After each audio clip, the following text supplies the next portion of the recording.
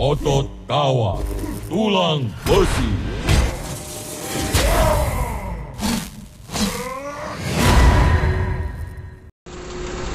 Dadah.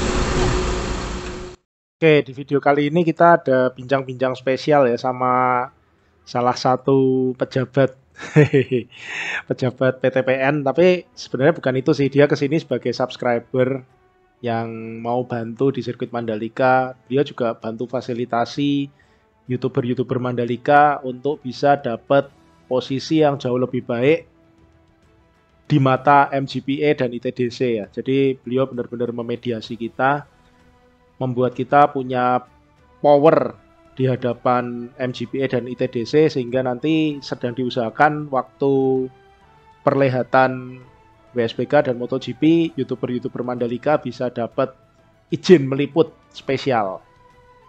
Ya sedang diusahakan, belum tentu dapat, tapi beliau benar-benar berusaha untuk bisa membantu kita mendapatkan izin itu. Luar biasa, terima kasih banget Pak Agus dari Palembang atas bantuannya. Kami segenap YouTuber di Mandalika sangat berterima kasih. Oke, kita langsung mulai saja videonya. Selamat! Yes!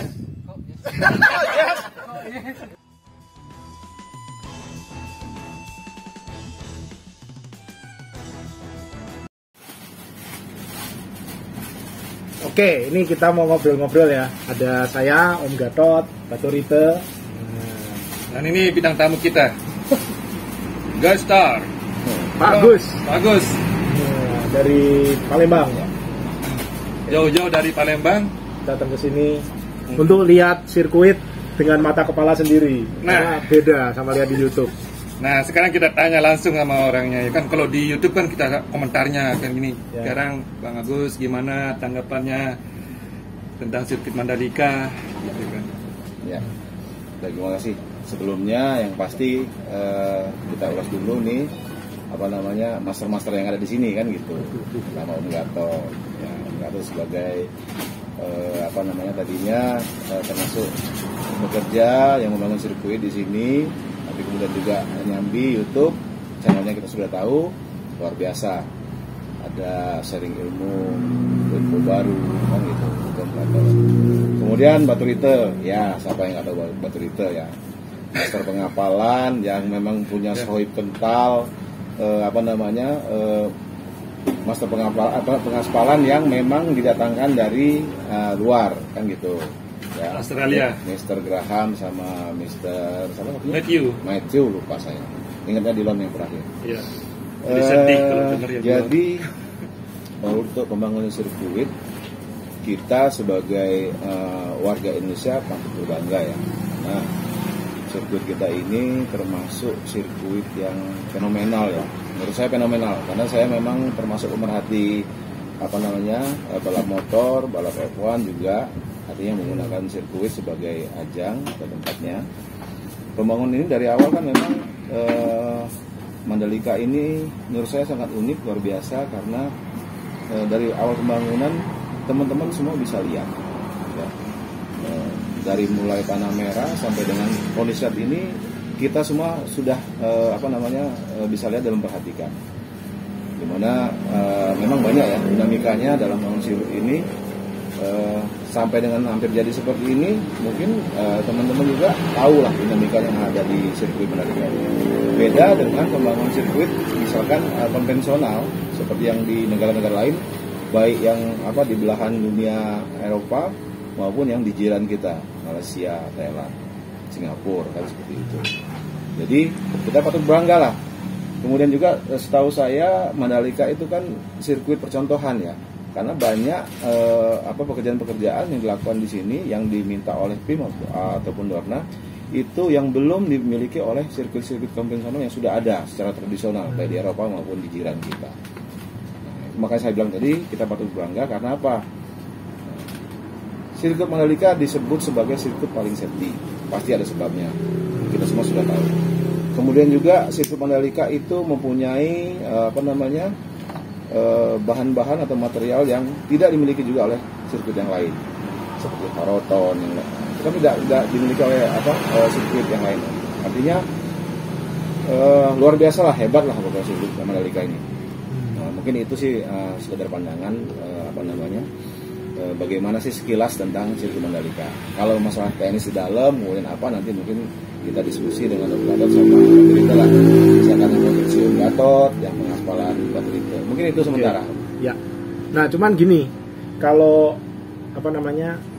ekspektasinya waktu lihat di YouTube, misalnya nilainya berapa, 8 itu, habis datang lebih tinggi atau lebih rendah, nah, kayak gitulah. Kalau saya, Bang Baterita sama Om Gatot, yang sudah melihat langsung ya, keliling sirkuit saya sudah, kemudian kita bandingkan dengan pada waktu itu melihat tayangan teman-teman yang keluarkan di YouTube, saya lebih senang itu misalkan kita bisa melihat langsung. Jadi kalau misalkan dulu skalanya 1 sampai 10, kalau kita ngelihat itu saya nilai 6, begitu masuk bisa 8 9 gitu. Artinya kalau yang di layar YouTube kita terbatas, ya cuman itu aja kita lihat dengan frame yang sangat kecil, entah itu dari HP ataupun dari laptop kan, atau layar yang lain, itu kita tidak bisa melihat secara utuh. Jadi kalau sudah kesini itu kita bisa lihat, oh kayak apa sih? Contohnya, ini contoh yang sangat saya kemarin kaget luar biasa.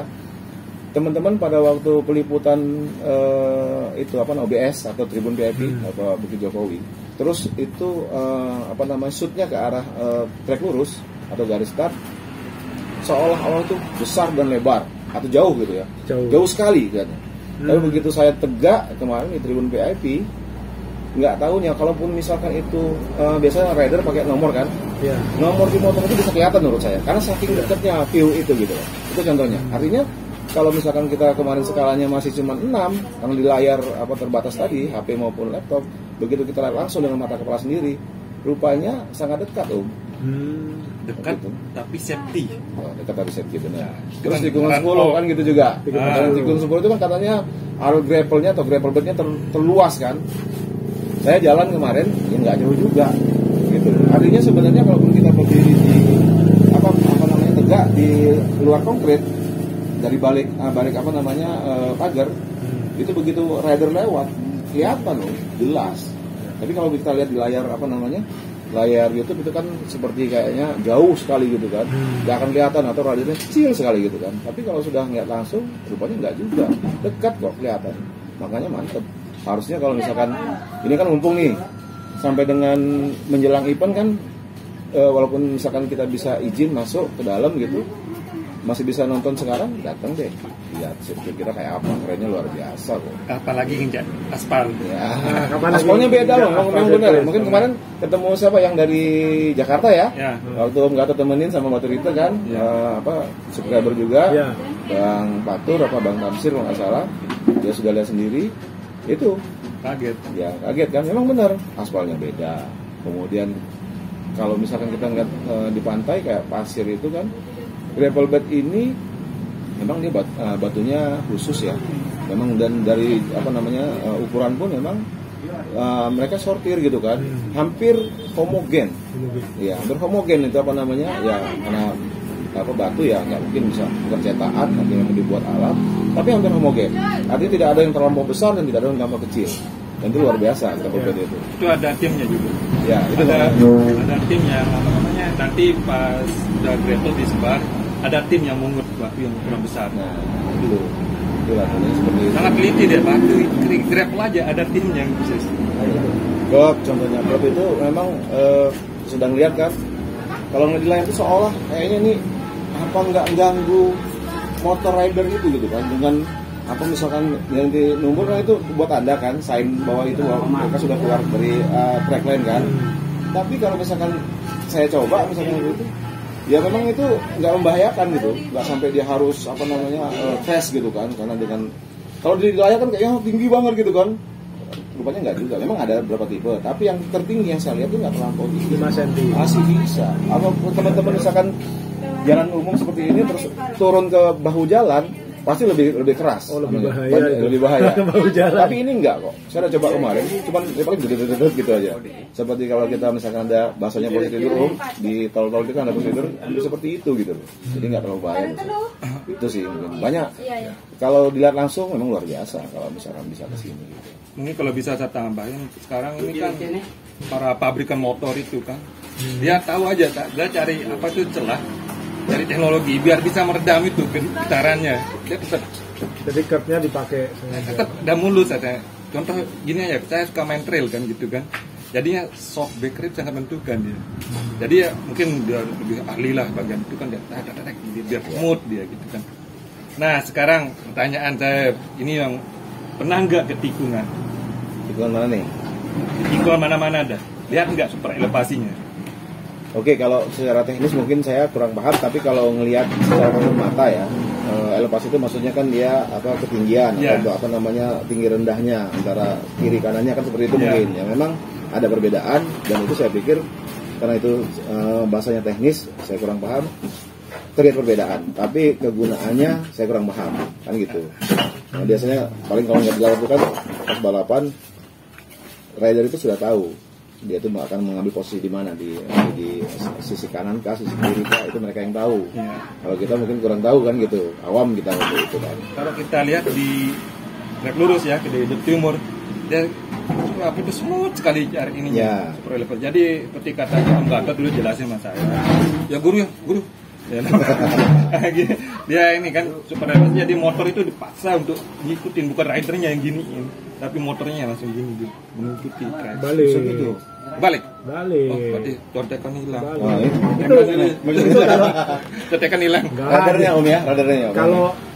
Kalau di jalan raya, misal jalan tol atau apa itu super elevasinya lebih tinggi.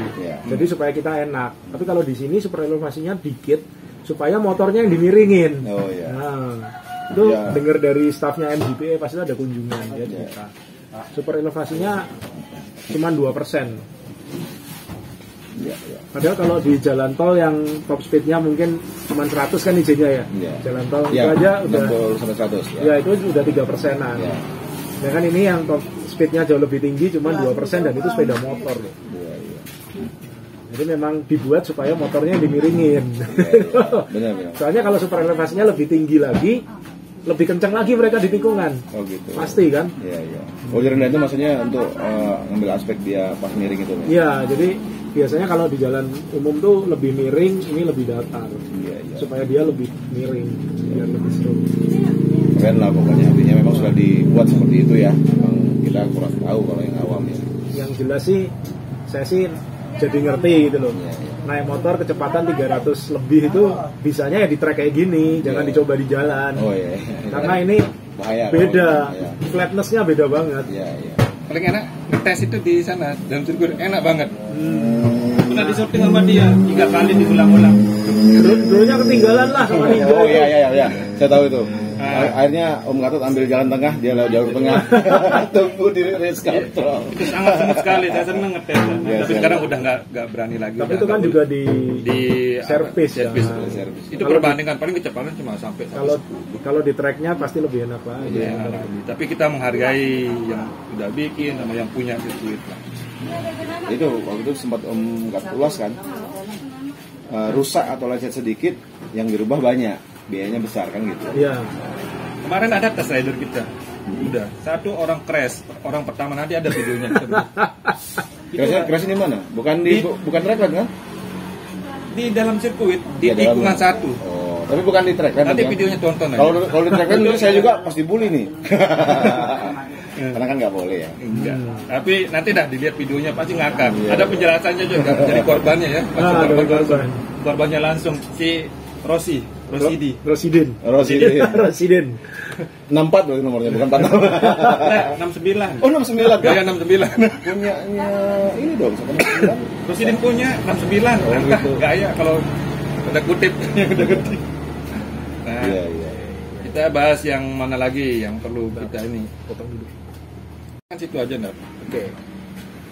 Nah, kita akan bahas apa lagi?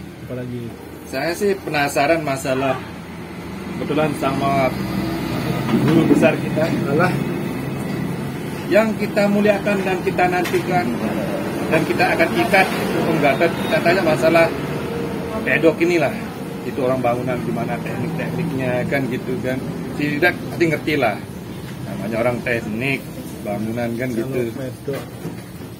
Pedok kan modular. Ya. Nah, modular kan ditempel-tempel kayak medical center kan. Yaitu antar apa namanya? Antar modulnya itu disekrup, dibaut sih. Ada bautnya. Jadi di tiang sama tiang itu nanti ada bautnya. Ya. Itu udah kelihatan sih di video yang barusan naik nih jam 1 tadi. Iya benar jam 1 tadi. Atau yang tadi pagi ya, saya lupa. Saya kemarin lihat di channelnya Om Gatot itu yang pada waktu Om Gatot masih di sana tapi sempat share ya, yang itu video dari dia. Iya. Dikasih video. Satu tim. Ya, dia sampaikan Tim tentang penderita, penikmat. tentang pedok ya. Jadi memang seperti yang disampaikan, memang itu semua modular, kemudian bahasa mungkin yang familiar di kita kan knockdown lah gitu ya. Knockdown, tapi dia mungkin materialnya berbeda. Dan untuk kekuatan bangunan itu ke lantainya itu kan dipakai dipakai dinabolt ya. Mungkin kalau teman-teman yang mungkin belum paham ini Gatot, dinabolt itu kalau nggak salah kan rigid itu dibor, kemudian dimasukkan semacam besi dasar untuk masukkan baut ya. Udah dimasukkan, baru itu nanti dipasang tiangnya dan dibaut, gitu ya. Ini seperti itu ya? Iya. Tolong dilurusin kalau salah. Suhu dulu. Sementara ini Betul. dipakai. Itu katanya Wika kemarin. Sementara ini pakai stek besi dulu dilas, soalnya cuma sementara. Gitu. Tapi nantinya pakai dinabol. Karena memang saya lihat kemarin kan matikan langsung ke rigid. Udah ada tanda-tandanya itu kan, ada dikasih tanda untuk lubang, itu kan masing-masing ujung tiang itu ada tandanya merah kemarin saya lihat. Itu mungkin yang dibor ya? Iya, itu yang dibor. Iya sih, luar biasa. Paling yang penonton harus tahu kan itu bahwa ini kan sementara. Kenapa pakai yang ini? Alasan pertama adalah dana. Gitu lah, dana. Terus mahal itu. Enggak, ya maksudnya daripada yang bikin yang permanen kan, waktu juga kan. Iya kan, mungkin waktu. Nah, rencananya kita dapat informasi mungkin lagi 2-3 tahun baru pakai yang permanen. Ini karena ada negara kita, syukur-syukur lah ada kayak gini kan. Kena COVID itu habis semua dana. Atau gini memang konsepnya menurut saya Bang Gatot itu. Konsepnya karena memang kita street circuit ya. Street circuit itu kan saya udah gambarin sih coba menggambarkan gitu kan. Bagaimana sih street circuit itu? Apakah sama seperti di Monaco? Apakah sama seperti di Singapura kan gitu? Yang sama-sama street circuit, tapi bukan murni street circuit gitu. Kalau saya lihat memang nanti kan kalau kita lihat outer inner service road itu kan kita ada concrete barrier ya, mungkin dan ada pagarnya. Pagarnya itu mungkin concrete barrier ini nanti yang akan digeser-geser ke pinggir titik terpinggir dari gravel maupun grass road ya, jalur rumput, itulah yang boleh dipakai untuk keliling. Jadi kalau misalkan ada wisatawan mau datang, ini lo sirkuit Mandalika kan gitu, cuman bisa batasnya di service road gitu, dengan sudah dipasang pagar yang konkret yang ada pagarnya kan gitu. Tetap track line akan pure nggak boleh digunakan. Jadi muter sirkuit bisa, tapi di service. Dan itu kayaknya karena itu bisa digeser-geser ya, konkret barrier itu kan, jadi nanti akan diratakan mungkin nutup gitu, orang cuma bisa keliling sendiri. Mungkin seperti itu mungkin konsepnya. Kemudian untuk dalam tadi masalah pedok, kenapa kok modular segala macam ya, saya pikir memang karena masih konsepnya sirkuit yang mungkin misalkan ada perubahan bisa cepat bisa diubah, makanya digunakanlah modular pedok. Mungkin seperti itu. Kalaupun nanti akan menjadi sirkuit konvensional dengan pedok yang permanen segala macam, itu mungkin perkembangan selanjutnya. Gitu, kalau Bang Batur itu sudah berhimpun. Gitu. Mungkin gitu ya. Yep. Bersama. Kita lihat juga dari animo penonton gitu besok kan perkembangannya gimana. Kalau bagus sekali, istimewa gitu ini kan. Ya. Ibarat kita ini jualan lah gitu. Tapi saya yakin kalau Indonesia animonya pasti luar biasa. Jelas. Benar. Pendapat itu karena memang dengan hal-hal yang unik yang ada, misalkan konsep street circuit, kemudian konsep pemandangan yang ada di sekitar sirkuit dan pendukung di sekitarnya, lengkap lah Mandalika ini. Ya, saya sempat kemarin komen pertama kali saya landing di Lombok dengan teman-teman komunitas kan di Kuta Mandalika. Saya sampaikan sudah pantas memang petinggi Republik ini menentukan sirkuit kita ada di sini. Karena rider-rider itu, kalaupun kita nggak ditaruh di posisi seperti WSBK di ujung, di seri pamungkas, kita servis di awal, race di awal, rider-rider itu kan senang, ya. Dengan dia kesibukannya sebagai pembalap, kemudian fokus ke situ, tiba-tiba konsepnya masuk sirkuit yang kemudian juga di sekelilingnya ada penunjangnya tempat wisata gitu kan. Dan tempat wisatanya bukan yang kaleng-kaleng, bukan ecek-ecek kan gitu. Mandalika keren, Lomboknya keren, iya, pantainya bagus-bagus kan gitu. Jadi memang konsep bahasanya apa? One stop lah ya, one stop sirkuit, one stop event itu bisa di Mandalika gitu. Mereka bisa balapan sekaligus ya refreshing liburan atau minum-minum dia. Jadi ingat katanya kalau nggak salah Michael Duhan ya. Iya, Oh iya, bilang gitu. Iya itu kita bingung mau pergi balapan atau liburan, dia Iya, bilang gitu kan. itu seperti Saking itu. indahnya Seperti dia itu mungkin memang. Sama mungkin selorohnya Rossi ya. Memang kalau di sini saya ngerasa panas luar biasa lah ya, karena memang terbuka gitu kan, nggak ada pohon-pohon. Kalau sudah kepanasan, misalkan di tikungan 10 itu, sudah parkirin motornya pinggir, nyemplung ke air kan, ke laut begitu, adem kan. Ya, tapi pasti nggak seperti itu ya. Tapi itu kan seloroh yang menggambarkan bahwa itulah lengkapnya Mandalika dengan konsep sirkuit dan pemandangan dari penunjang yang ada sirkuit. Indonesia lengkap om kalau sirkuit gitu. Ya berbangga lah kita. Biasa. Ini dulu beralangkah hari ini. Oke, ya, terima kasih banyak. Nanti Terima kasih Pak Agus. Ya. lain waktu ada subscriber kita yang datang, kita akan gini juga. Dan saya akan telepon dia datang lagi. Khusus untuk yang ngeliput ya. Liput aja. Luar biasa. Luar biasa. Tiket gratis. Tuan rumah berarti om ya? Ya, Tuan rumah. dibayarin tiket Iya. bayarin. Karena duitnya ditransfer dulu sama dia kan gitu. Ya, terima kasih om. Tak bayar gitu ya. Oke, Terima kasih banyak, Ya, Pak. sama-sama. Thank you. Yo, bos. Oke, jangan lupa like dan subscribe. Kita ketemu lagi di lain kali. Dukung terus channel ini, dan yang lebih utama lagi, dukung terus sirkuit Mandalika ya, sudah hampir selesai. Kita mesti dukung dengan doa dan juga dengan yang lainnya. Jangan bikin rusuh. See you all. Bye-bye.